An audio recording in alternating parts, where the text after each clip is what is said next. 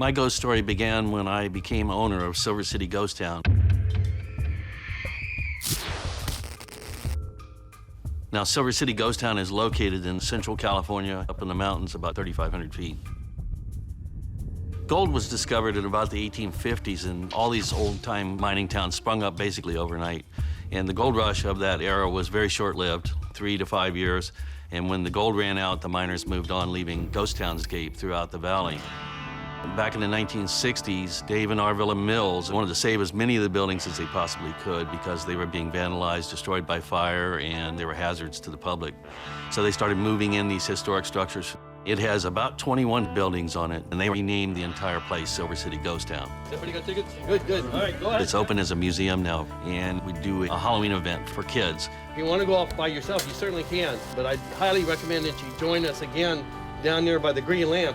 People were telling me it was haunted right off the bat, but I was a great skeptic. I really didn't believe the place could possibly be haunted.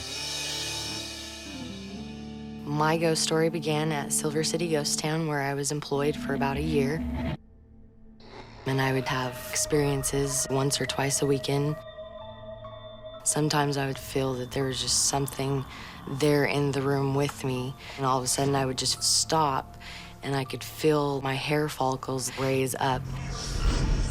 It would start from my feet and work all the way up to where I could just get this chill going through my body. Sometimes those feelings would be so strong I would have to walk outside. After I opened the antique store in 1988, people started saying it was haunted right away. And I used to just think they were klutzes. You'd hear a glass fall off the shelf, and they'd go, I didn't touch it, I didn't touch it. And then people started saying, you've got a ghost in here. There was a couple incidents where I would be cleaning in the back room and I'd be the only one there. And I would return back to that room and there would be plates rearranged, there would be chairs moved. I even went to Jay a couple times asking him, are you playing jokes with me? I mean, I would get these chills and I'd have tears come to my eyes and I would start talking out loud, just here cleaning, I'll be out in a few. A couple of years ago, a lady walked into the store. She identified herself as grandma to the grandson that was with her. And she began talking to me, and you could hear the young man running around in the front of the store. And you could hear things rattling in there. She goes, I better go, he's gonna break something. I'm right behind her, looking over her head, and I saw the boy standing in the middle of the room. And as she set foot into that room, things started flying off the shelves all around the boy. And he goes, I didn't touch it. Miner's lunch pail flew over the boy's head, landed right at the lady's feet with a really loud thump. And we were all just speechless. She grabbed the boy by the hand and dragged him out the door. And I'm just looking at all this stuff all over the floor. She's driving away, rolling up her window. And she goes, you're a nice man, and this is a great store, but I'll never set foot in it again. There was this one old antique car that the entity or the presence liked to play with a lot. It would be moved in various spots in the hallway, under a table. You know, I'd put it back up onto its original shelf, and then I would go to turn around and almost literally step on the car. A lady that used to actually own the property back in the 1940s and 50s was named Wormy Annie Sullivan. Wormy Annie used to sell earthworms to the fishermen that would come up to fish. She actually had a very nice home that still stands behind the ghost town there. She was quite a character. Many people believe she haunts the same building. She actually was photographed in one of the windows there. I actually took the photograph of the guest that night. But then later on, when I went home and looked on my computer, I blew it up. I thought, I have seen that face before somewhere.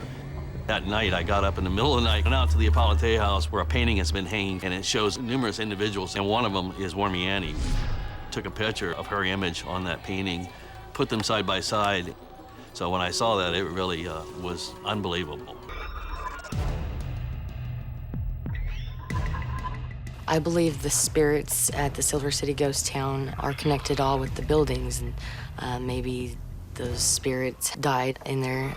Gentleman set fire here. He tried to burn down the door from what we understand, and he asphyxiated inside. He died of smoke inhalation. So many people believe he may be haunting it. A lot of people have captured orbs, balls of light, luminosities. There's many different names, but a lot of people have captured those type images there in the jail. The thing that gets me the most is the gel. You can actually see the finger marks and the scratch marks in the wood. We have one that's sent chills down my spine.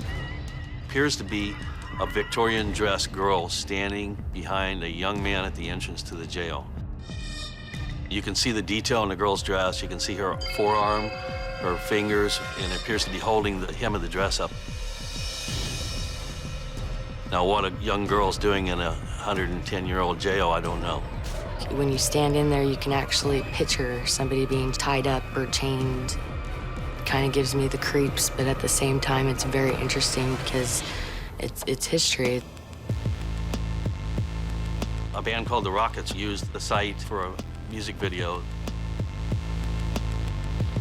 At one point, we were all in the church, about a dozen extras where they were all dressed up as zombies, and a production assistant took a photograph, and it showed what appears to be about a 5-foot apparition kind of dancing. This thing is very bright shaped, human, almost a human-like form with stylized arms and legs that appear to be moving like the people were in the video. To me, it's almost like the spirits have moved into the site. Maybe they stay trying to relive unfulfilled lives. I know there's something out there. I know there's something after death. I can't say what it is, but I would like to believe that there's something and that people, when they do pass, they do try to communicate. As time has progressed, there's no doubt in my mind that the site is haunted. Some spirits may well become attached to buildings, to locations.